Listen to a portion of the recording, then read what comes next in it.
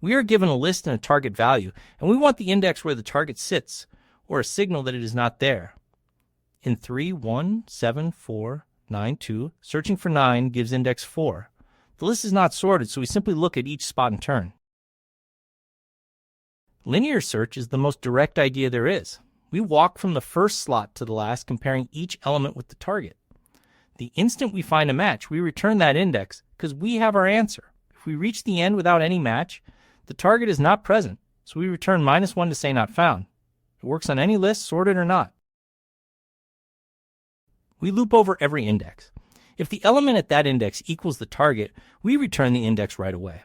If the loop finishes without a match, we return -1, meaning the target was not found.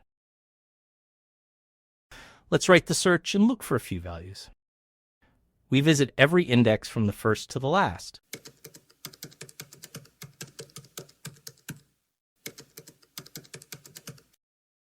If the element here equals the target, we return this index immediately.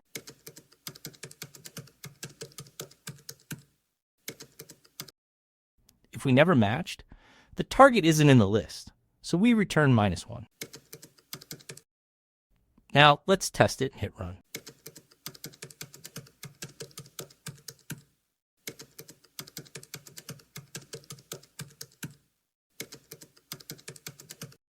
Seven sits at index 2, 9 at index 4. And 5 is not in the list at all, so we get -1, our not found signal.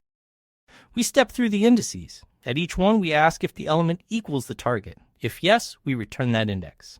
If we run off the end, we return -1. In the worst case, the target is last or missing, so we scan all n elements, giving order n time. We use no extra storage, so order 1 space. On a sorted list, binary search would be faster. Return -1 when the target is missing, so callers have a clear, not found signal.